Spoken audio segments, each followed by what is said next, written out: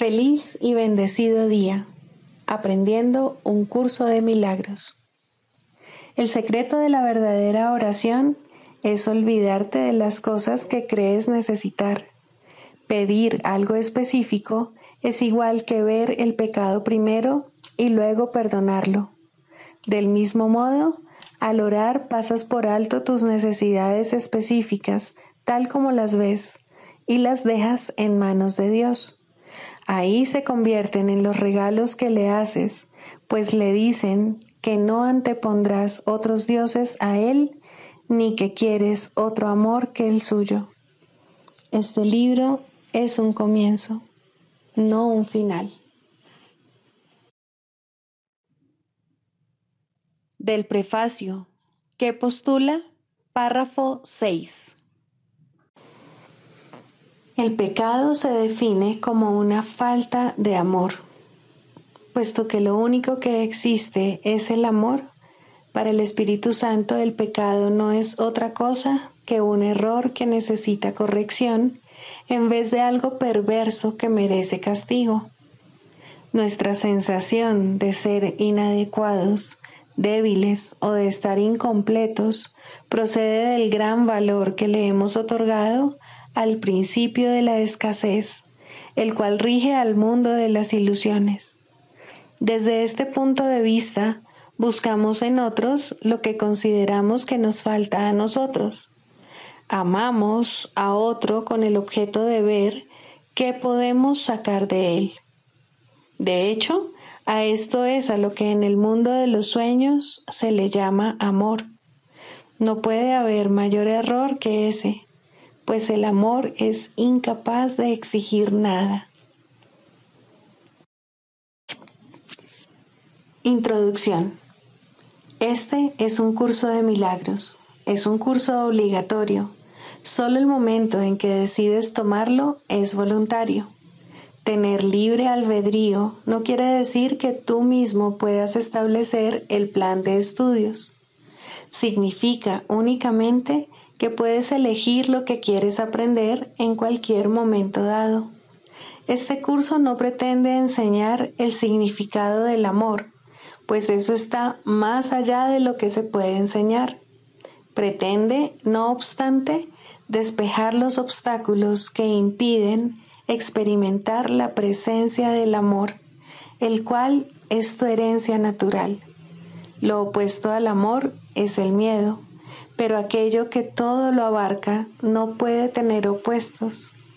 Este curso puede, por lo tanto, resumirse muy simplemente de la siguiente manera. Nada real puede ser amenazado. Nada irreal existe.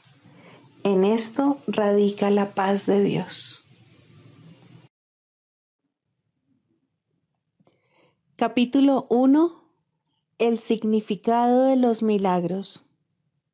Primero, principios de los milagros. Principio 1. No hay grados de dificultad en los milagros. No hay ninguno que sea más difícil o más grande que otro. Todos son iguales. Todas las expresiones de amor son máximas. Capítulo 7.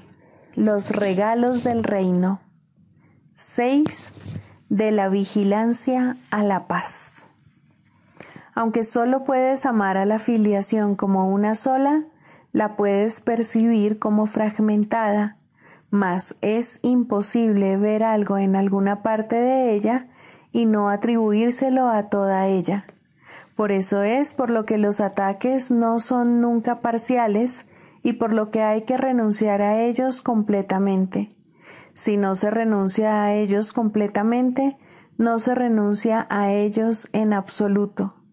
El miedo y el amor fabrican o crean, dependiendo de si es el ego o el Espíritu Santo el que los engendra o inspira, pero en cualquier caso, retornan a la mente del pensador y afectan la totalidad de su percepción. Esto incluye el concepto que tiene de Dios, de sus creaciones y de sí mismo. Dicho pensador no apreciará ni a unos ni a otros si los contempla con miedo, pero los apreciará a todos si los contempla con amor. La mente que acepta el ataque es incapaz de amar. Ello se debe a que cree que puede destruir el amor, lo cual quiere decir, por lo tanto, que no comprende lo que éste es. Si no comprende lo que es el amor, no se puede percibir a sí misma como amorosa. Esto hace que pierda su conciencia de ser, da lugar a sentimientos de irrealidad, y lo que resulta de ello es una confusión total. Tu pensamiento ha dado lugar a esto debido a su poder, pero puede también salvarte de ello porque su poder no lo creaste tú. Tu capacidad para dirigir tu pensamiento de acuerdo con lo que elijas es parte de ese poder. Si no crees que puedes dirigirlo, es que has negado que tu pensamiento tenga poder y por lo tanto has hecho que sea impotente en tu pensamiento. El ingenio del ego para asegurar su supervivencia es enorme, mas dicho ingenio emana del mismo poder de la mente que el ego niega. Esto quiere decir que el ego ataca lo que lo sustenta, lo cual no puede sino producir gran ansiedad. Por eso es por lo que el ego jamás reconoce lo que está haciendo. Es perfectamente lógico, pero a todas luces demente. Pues para subsistir, el ego se nutre de la única fuente que es totalmente adversa a su existencia. Temeroso de percibir el poder de esa fuente, se ve forzado a menospreciarla, lo cual amenaza su propia existencia, produciendo un estado que le resulta intolerable. Prosiguiendo de manera lógica, aunque todavía demente, el ego resuelve este dilema completamente descabellado de un modo igualmente descabellado. Deja de percibir que su existencia está amenazada, proyectando la amenaza sobre ti y percibiendo a tu ser como inexistente. Esto asegura su continuidad si te pones de su parte, garantizando así el que no puedas conocer tu seguridad. El ego no puede permitirse saber nada. El conocimiento es total y el ego no cree en totalidades. En este descreimiento estriba su origen y aunque el ego no te quiere, le es fiel a sus propios antecedentes y engendra tal como fue engendrado. La mente siempre se reproduce tal como fue producida. El ego, que es un producto del miedo, reproduce miedo. Le es leal a éste y esa lealtad le hace traicionar al amor porque tú eres amor. El amor es tu poder, que el ego tiene que negar. Tiene que negar también todo lo que este poder te confiere porque te lo confiere todo. Nadie que lo tenga todo desea al ego. Su propio hacedor, pues, no lo quiere. Por lo tanto, si la mente que lo fabricó se reconociese a sí misma, lo único que el ego podría encontrar sería rechazo. Y si esta mente reconociese a cualquier parte de la filiación, se conocería a sí misma. El ego, por consiguiente, se opone a toda muestra de aprecio, a todo reconocimiento, a toda percepción sana, así como a todo conocimiento. Percibe la amenaza que todo ello representa como una amenaza total porque sospecha de todos los compromisos que la mente contrae son totales. Forzado, por lo tanto, a separarse de ti, está dispuesto a unirse a cualquier otra cosa, pero no hay nada más. La mente, no obstante, puede tejer ilusiones, y si lo hace, creerá en ellas porque creyendo en ellas fue como las tejió. El Espíritu Santo desvanece todas las ilusiones sin atacarlas, ya que no puede percibirlas en absoluto. Por consiguiente, no existen para él. Resuelve el aparente conflicto que éstas engendran, percibiendo cualquier conflicto como algo sin sentido. He dicho anteriormente que el Espíritu Santo percibe el conflicto exactamente como es, y el conflicto no tiene sentido. El Espíritu Santo no quiere que entiendas el conflicto. Quiere, no obstante, que te des cuenta de que puesto que el conflicto no tiene sentido, no es comprensible. Como ya dije anteriormente, el entendimiento suscita aprecio y el aprecio suscita amor. El amor es lo único que se puede entender, ya que solo el amor es real y por lo tanto, solo el amor tiene sentido. Si tuvieras presente lo que el Espíritu Santo te ofrece, no podrías mantenerte alerta excepto en favor de Dios y de su reino. La única razón por la que te puede resultar difícil aceptar esto es porque tal vez aún creas que hay algo más. Las creencias no requieren vigilancia a menos que estén en conflicto. Si lo están, es que hay elementos conflictivos en ellas que han desencadenado un estado de guerra, haciendo que sea imprescindible mantenerse alerta. Cuando se está en paz, no es necesario estar alerta. El estado de alerta es necesario contra las creencias que no son ciertas, y el Espíritu Santo nunca lo habría solicitado si tú no hubieses creído lo falso. Cuando crees en algo, haces que sea real para ti. Cuando crees en lo que Dios no conoce, tu pensamiento parece contradecir al suyo, y esto hace que parezca que lo estás atacando. He señalado repetidamente que el ego cree que puede atacar a Dios y trata de convencerte de que eso es lo que tú has hecho. Si la mente no puede atacar, el ego, con perfecta lógica, arriba a la conclusión de que tú no puedes ser otra cosa que un cuerpo. Al negarse a verte tal como eres, puede verse a sí mismo como él quiere ser. Consciente de sus debilidades, el ego quiere que le seas leal, pero no como realmente eres. Desea, por lo tanto, involucrar a tu mente en su propio sistema ilusorio, ya que de otra manera la luz de tu entendimiento lo desvanecería. No quiere tener nada que ver con la verdad, porque él en sí no es verdad. Si la verdad es total, lo que no es verdad no existe. Tu compromiso con cualquiera de esas dos posibilidades tiene que ser total. La verdad y lo falso no pueden coexistir en tu mente sin dividirla. Si no pueden coexistir en paz, y si lo que quieres es estar en paz, tienes que abandonar por completo y para siempre la idea del conflicto. Esto requiere que te mantengas alerta mientras no te des cuenta de lo que es verdad.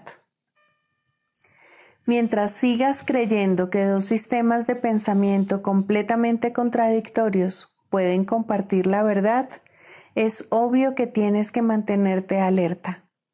Tu mente está dividiendo su lealtad entre dos reinos y tú no te has comprometido completamente con ninguno de ellos. Tu identificación con el reino de Dios es incuestionable y solo tú pones en duda este hecho cuando piensas irracionalmente.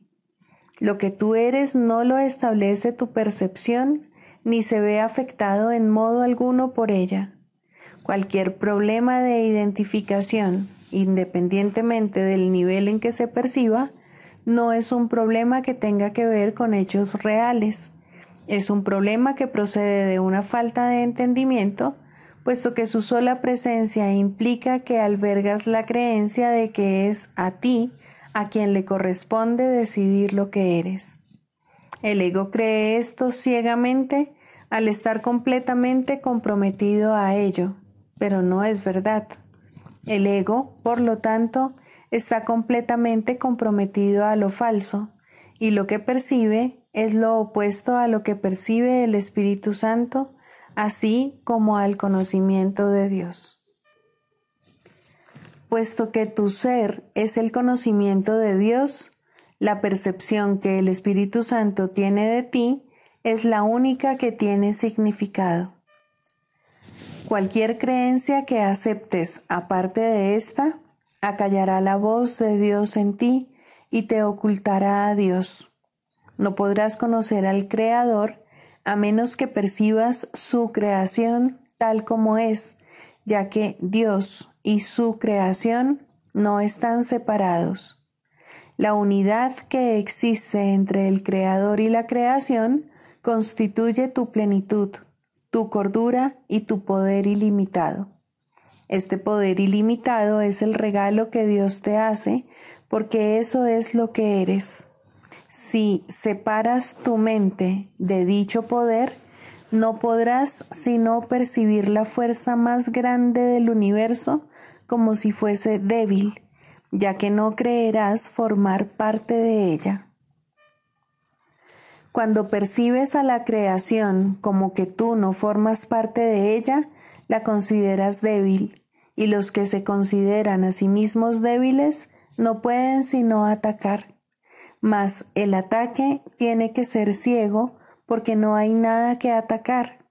Por lo tanto, inventan imágenes, las perciben como despreciables y luego las atacan por su falta de valor. Esto es todo lo que el mundo del ego es. Nada. No tiene sentido. No existe. No trates de entenderlo, porque si tratas de entenderlo, es que crees que se puede entender y, por lo tanto, que se puede apreciar y amar. Eso justificaría su existencia, la cual es injustificable. Tú no puedes hacer que lo que no tiene sentido lo tenga. Eso no sería más que un intento demente. Si permites que la locura se adentre en tu mente, es que has juzgado que la cordura no es algo enteramente deseable. Si deseas otra cosa, fabricarás otra cosa, pero al ser otra cosa, atacará tu sistema de pensamiento y dividirá tu lealtad. En ese estado de división, no te será posible crear y tendrás que mantenerte alerta contra dicho estado, porque lo único que se puede extender es la paz. Tu mente dividida está obstruyendo la extensión del reino, y en la extensión de éste reside tu felicidad. Si no extiendes el reino, es que no estás pensando con tu Creador ni creando como Él creó. Ante esta deprimente situación, el Espíritu Santo te recuerda dulcemente que estás triste porque no estás llevando a cabo tu función de co-creador con Dios y por lo tanto te estás privando a ti mismo de felicidad. Esto no es algo que Dios haya decidido, sino que fuiste tú quien lo decidió así. Si tu mente pudiese estar en desacuerdo con la de Dios, lo que tu voluntad dispusiese no tendría sentido. Sin embargo, puesto que la voluntad de Dios es inalterable, no es posible ningún conflicto de voluntades. Esa es la enseñanza perfectamente congruente del Espíritu Santo. La creación, no la separación, es tu voluntad, porque es también la voluntad de Dios, y nada que se oponga a ella tiene sentido en absoluto. Al ser una obra perfecta, la filiación solo puede obrar con perfección, extendiendo la dicha en la que fue creada e identificándose con su Creador y sus creaciones, sabiendo que son uno y lo mismo. Libro de ejercicios, lección 68. El amor no abriga resentimientos. Tú, que fuiste creado por el amor a semejanza de sí mismo, no puedes abrigar resentimientos y conocer tu ser. Abrigar resentimientos es olvidarte de quién eres. Abrigar resentimientos es verte a ti mismo como un cuerpo. Abrigar resentimientos es permitir que el ego gobierne tu mente y condenar el cuerpo a morir.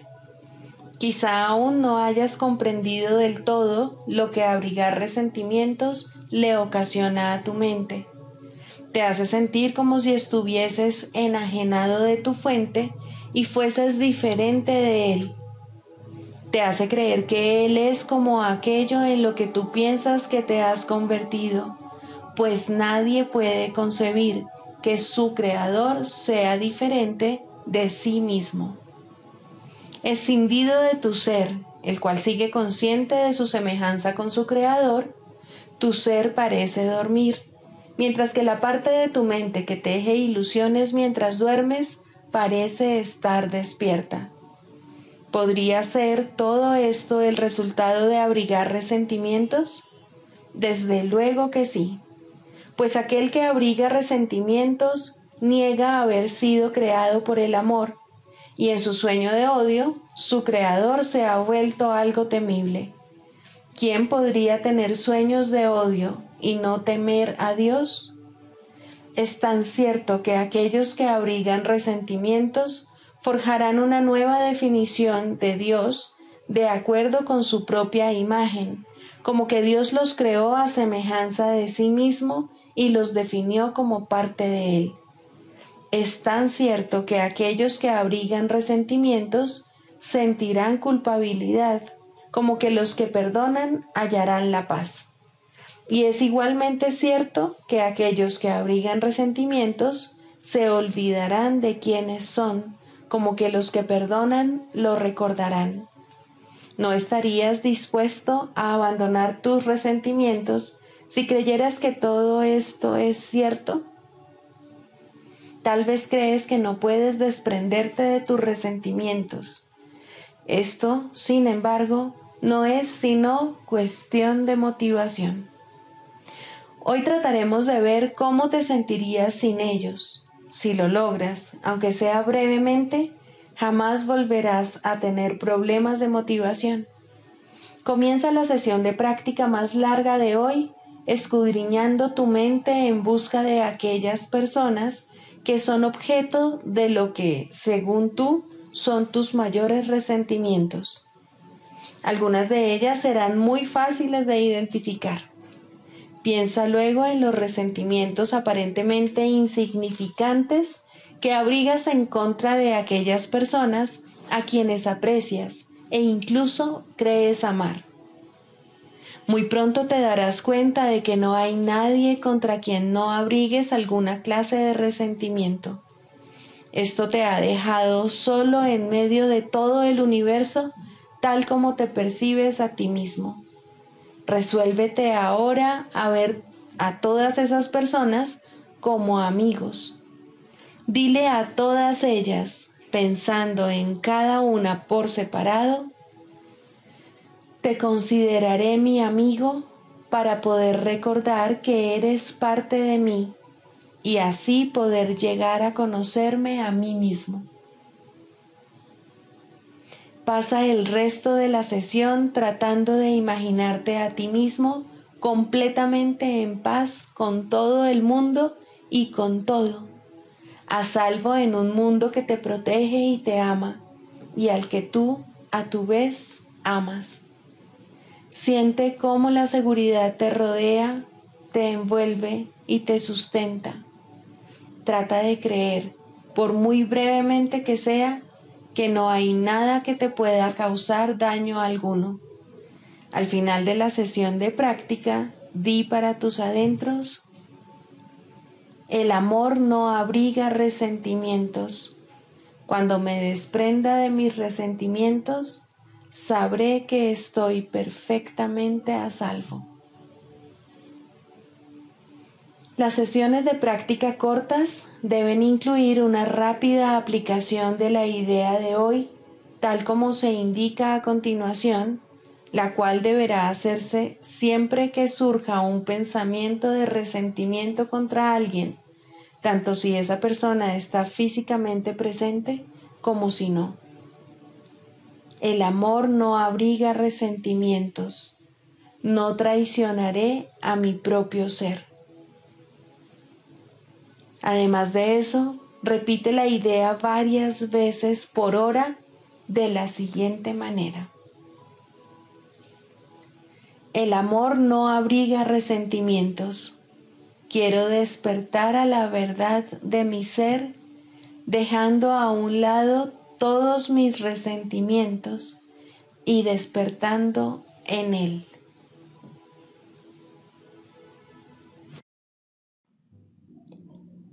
Manual para el maestro, características de los maestros de Dios. Fe. El grado de fe de un maestro de Dios indica cuán avanzado se encuentra en su programa de estudios. ¿Pone en práctica este aprendizaje solo en algunos aspectos de su vida mientras mantiene otros aparte? De ser así, su progreso es lento y su confianza aún no se ha arraigado firmemente. La fe es la confianza que el Maestro de Dios tiene de que la palabra de Dios ha de resolver todas las cosas perfectamente, no solo algunas, sino todas. Comienza generalmente poniendo su fe en la resolución de solo algunos problemas, manteniéndola así cuidadosamente restringida por un tiempo. Someter todos los problemas a una sola respuesta es invertir completamente la manera de pensar del mundo, y solo eso es fe. Ninguna otra cosa merece que se le llame por ese nombre. Con todo, vale la pena lograr cada avance, por pequeño que sea. Estar dispuesto, como indica el texto, no quiere decir que se haya alcanzado la maestría. La verdadera fe, sin embargo, no se desvía. Al ser consistente, es completamente honesta. Al ser firme, goza de absoluta confianza. Al estar basada en la ausencia de temor, es mansa. Al gozar de certeza, rebosa júbilo. Y al tener confianza, es tolerante. La fe, por lo tanto, encierra en sí todos los demás atributos de los maestros de Dios y entraña la aceptación de la palabra de Dios y de la definición que Él tiene de su Hijo. Hacia ellas es a donde la fe, en el verdadero sentido de la palabra, siempre se dirige. En ellas tiene puestas sus miras, buscando hasta que las encuentra. La indefensión naturalmente la acompaña y su condición es el júbilo. Y una vez que las encuentra, descansa con sosegada certeza solo en aquello que es digno de toda fe. Manual para el maestro. Pregunta 9. ¿Se requieren cambios en las condiciones de vida de los maestros de Dios? Donde se requieren cambios es en las mentes de los maestros de Dios. Esto puede entrañar o no cambios en las condiciones externas. Recuerda que nadie está donde está por casualidad y que nada en el plan de Dios es al azar. Es bastante improbable que en la formación del nuevo maestro de Dios los primeros pasos a dar no sean cambios de actitud. No hay, sin embargo, una norma fija al respecto, toda vez que el entrenamiento es siempre altamente individualizado. Hay quienes son llamados a cambiar las circunstancias de sus vidas casi de inmediato, mas estos son generalmente casos especiales. A la gran mayoría se les proporciona un programa de entrenamiento que evoluciona lentamente, en el que se corrigen el mayor número posible de errores previos. Las relaciones personales, en especial, tienen que percibirse debidamente y se tiene que eliminar la piedra angular de la falta de perdón. De lo contrario, el viejo sistema de pensamiento mantendrá aún una base a donde poder regresar.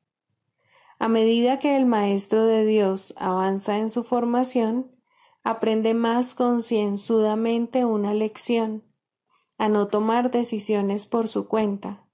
En lugar de ello, le pide a su maestro su respuesta, y es ésta la que sigue como guía para sus acciones. Esto le resulta cada vez más fácil, a medida que aprende a abandonar sus propios juicios. Abandonar todo juicio, el requisito previo para poder oír la voz de Dios, es normalmente un proceso bastante lento, no porque sea difícil, sino porque se tiende a percibir como una afrenta. El entrenamiento del mundo tiene por meta el logro de un objetivo diametralmente opuesto al de nuestro programa. El mundo enseña que confiar en nuestro propio juicio es muestra de madurez y fortaleza. Nuestro programa enseña que abandonar todo juicio es la condición necesaria para la salvación.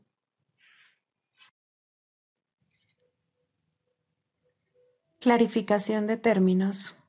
Introducción. Este no es un curso de especulación filosófica, ni está interesado en una terminología precisa. Se orienta únicamente hacia la expiación o corrección de la percepción. El medio de la expiación es el perdón. La estructura de la conciencia individual es esencialmente irrelevante, puesto que es un concepto que representa el error original o pecado original. Estudiar el error en sí no conduce a la corrección, si es que en efecto quieres tener éxito en poder pasarlo por alto. Y es precisamente este proceso de pasar por alto lo que el curso se propone enseñar. Todos los términos son potencialmente polémicos y quienes buscan controversia la encontrarán, mas quienes buscan clarificación también la encontrarán. Deben estar dispuestos, no obstante, a ignorar la controversia, reconociendo que es una defensa contra la verdad que se manifiesta en forma de maniobras dilatorias. Los argumentos teológicos como tales son necesariamente polémicos, ya que dependen de creencias y, por lo tanto, pueden ser aceptados o rechazados.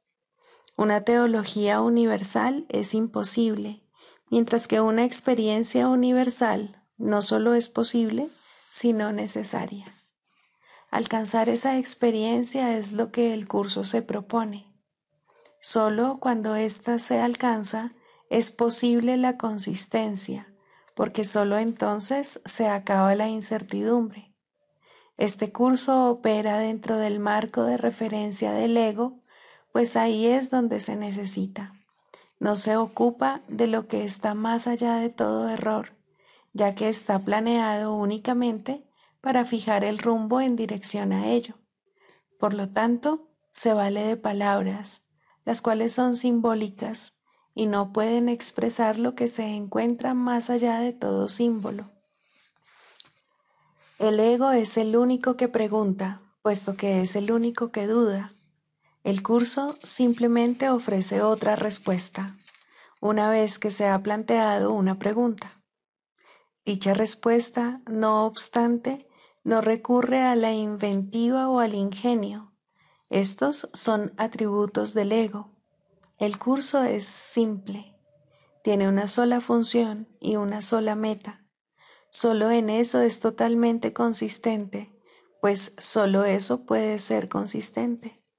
El ego exigirá muchas respuestas que este curso no provee. El curso no reconoce como preguntas aquellas que solo tienen la apariencia de preguntas, pero que son imposibles de contestar. El ego puede preguntar ¿cómo sucedió lo imposible? ¿A qué le ocurrió lo imposible? Y lo puede preguntar de muchas maneras, mas no hay una respuesta para ello, solo una experiencia. Busca solo esta y no permitas que la teología te retrase. Notarás que el énfasis que el curso pone en las cuestiones estructurales es muy breve y solo tiene lugar al principio. Dicho énfasis desaparece muy pronto para dar paso a la enseñanza central. Sin embargo, puesto que has pedido aclaraciones, a continuación se ofrecen unas cuantas para algunos de los términos utilizados.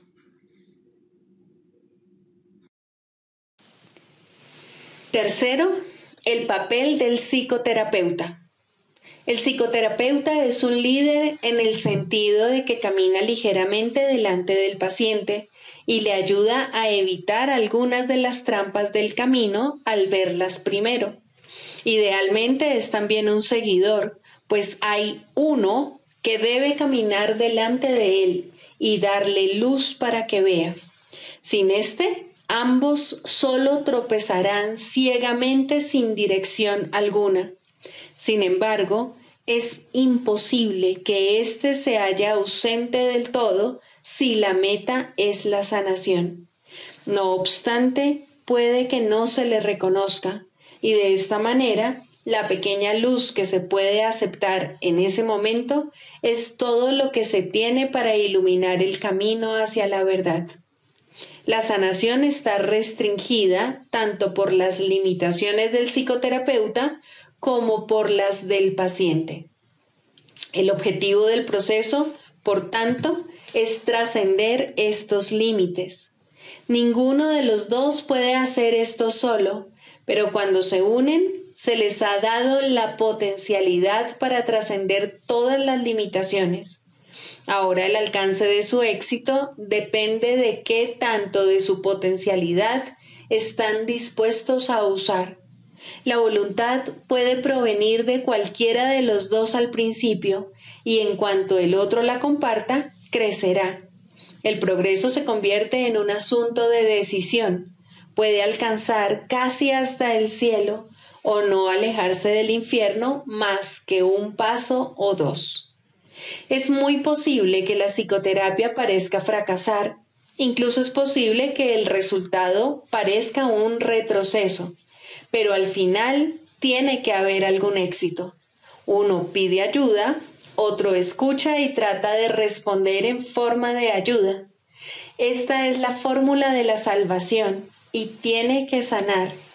Solo las metas divididas pueden interferir en la sanación perfecta.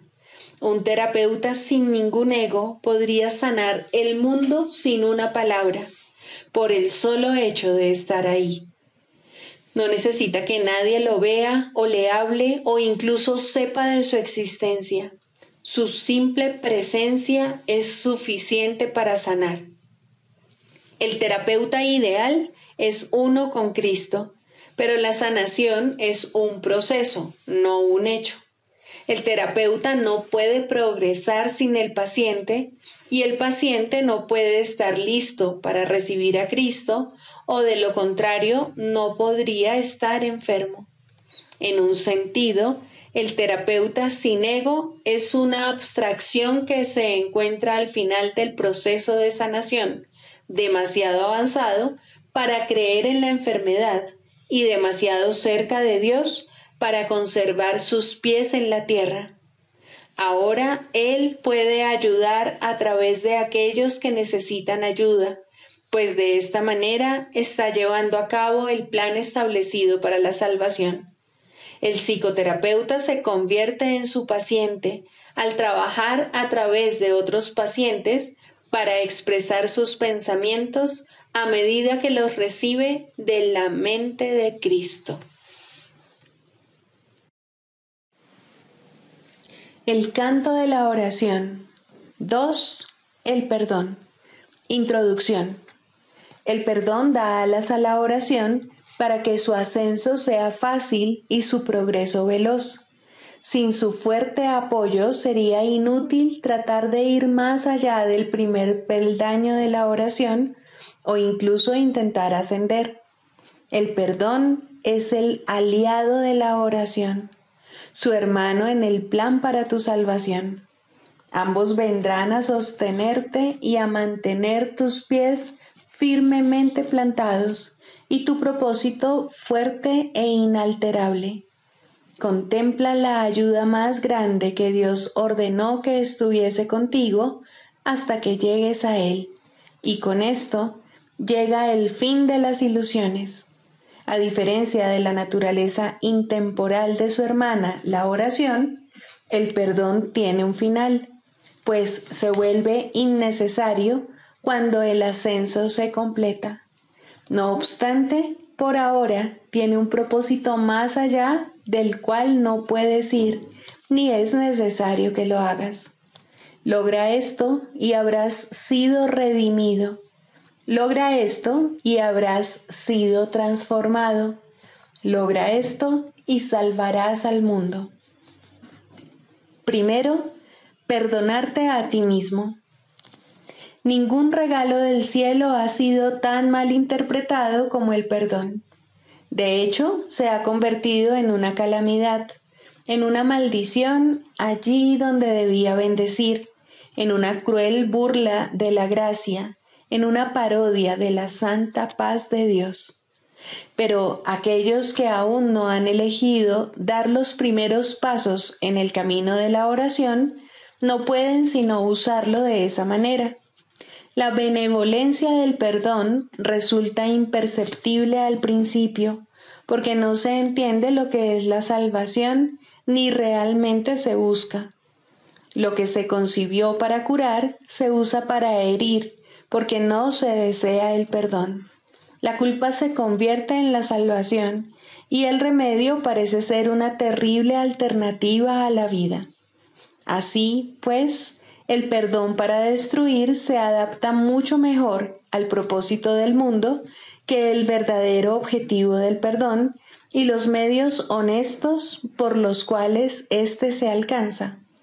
El perdón para destruir no pasará por alto ningún pecado, ningún crimen, ni ninguna traza de culpa que pueda buscar, encontrar y, entre comillas, amar. Amado de su corazón es el error, y las faltas lucen enormes y crecen y se expanden ante su mirada. Selecciona cuidadosamente todas las cosas perversas y pasa por alto lo amoroso, como si de una plaga se tratase, algo odioso teñido de peligro y muerte. El perdón para destruir es la muerte, y eso es lo que ve en todo lo que contempla y odia. La misericordia de Dios se ha convertido en un cuchillo retorcido que busca destruir al Santo Hijo que Él ama. ¿Te perdonarías a ti mismo por todo esto? Aprende entonces que Dios te ha dado los medios a través de los cuales puedes retornar a Él en paz. No veas el error, no lo hagas real. Selecciona lo amoroso y perdona el pecado al elegir en su lugar la faz de Cristo. ¿De qué otra manera puede la oración regresar a Dios? Él ama a su Hijo. ¿Podrías acordarte de Él y al mismo tiempo odiar lo que Él creó? Odiarás al Padre si odias al Hijo que Él ama. Pues tal como veas al Hijo, así te verás a ti mismo, y tal como te veas a ti mismo, así será Dios para ti. De la misma manera en que siempre oras por ti, del mismo modo es a ti al que siempre se le concede el perdón. Es imposible perdonar a otro, pues son únicamente tus pecados lo que ves en él. Quieres verlos en él y no en ti. Por eso es por lo que perdonar a otro es una ilusión. Sin embargo, es el único sueño feliz en todo el mundo, el único que no conduce a la muerte. Solo en otro puedes perdonarte a ti mismo, pues le has hecho culpable de tus pecados y ahora tienes que encontrar tu inocencia en él. ¿Quién sino el pecador necesita que se le perdone? Jamás pienses que puedes ver pecado en nadie excepto en ti mismo. Este es el gran engaño del mundo, y tú el que más se engaña a sí mismo. Siempre parece que el malvado es otro y como resultado de su pecado, tú eres el perjudicado. ¿Sería posible la liberación si esto fuese cierto? Pues en tal caso serías el esclavo de todos, ya que lo que cualquiera de ellos hiciese dictaría tu destino, tus sentimientos, tu desesperación o esperanza, tu desdicha o alegría. No serías libre a menos que Él te concediese la libertad, y al Él ser malvado, solo puede dar maldad. No puedes ver sus pecados sin ver los tuyos, mas puedes liberarlo y liberarte a ti mismo. El perdón, verdaderamente concedido, es el camino en el cual se encuentra tu única esperanza de libertad. Otros cometerán errores al igual que tú, mientras esta parodia de mundo parezca ser tu hogar. No obstante, Dios mismo dio a todos sus hijos un remedio para todas las ilusiones que creen ver. La visión de Cristo no utiliza tus ojos, pero tú puedes mirar a través de los suyos y aprender a ver como Él. Los errores no son sino diminutas sombras que desaparecen fugazmente y que solo por un instante parecen ocultar la faz de Cristo, que continúa inmutable tras todas ellas. Su constancia permanece en tranquilo silencio y perfecta paz. Él no sabe de sombras. Suyos son los ojos que ven, más allá del error, al Cristo en ti. Pide entonces su ayuda y pregúntale cómo aprender lo que es el perdón, tal como su visión lo ve. Tienes necesidad de lo que Él da y tu salvación depende de lo que aprendas. La oración no es libre para llegar hasta el cielo, mientras el perdón para destruir permanezca contigo. La misericordia de Dios eliminará de tu santa mente esta manera de pensar mordaz y venenosa. Cristo te ha perdonado y en su visión el mundo se torna tan santo como Él. Quien no ve maldad en el mundo, ve como Él, pues lo que Él ha perdonado no ha pecado y así ya no hay más culpa. El plan de la salvación se ha cumplido y la cordura ha llegado. El perdón es la llamada a la cordura, pues ¿quién sino un demente se fijaría en el pecado cuando en su lugar puede ver la faz de Cristo? Esta es la elección que tienes ante ti, la más simple y sin embargo la única que puedes hacer. Dios te pide que salves a su Hijo de la muerte, ofreciéndole el amor de Cristo. Esta es tu necesidad y Dios te ofrece este regalo. Tal como Él da, así tienes que dar tú también.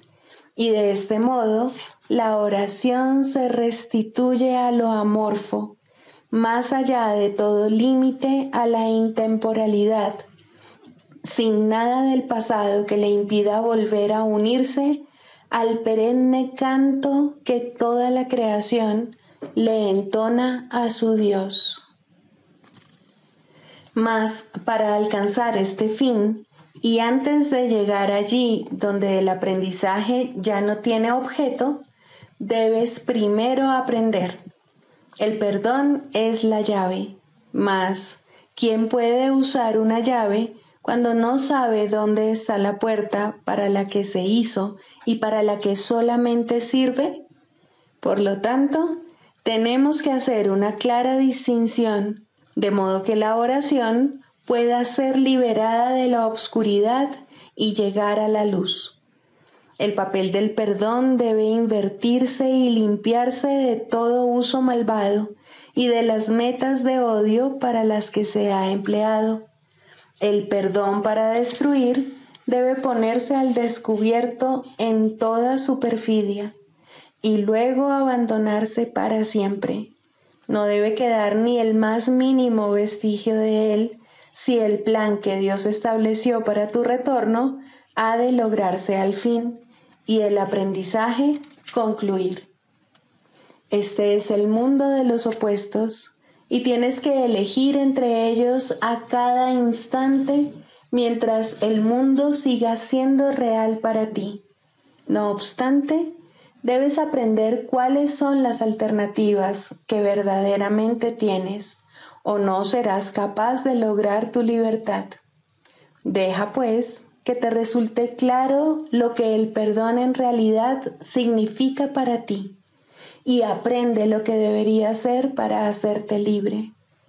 El nivel de tu oración depende de ello, pues aquí espera por su libertad para elevarse del mundo del caos y llegar a la paz.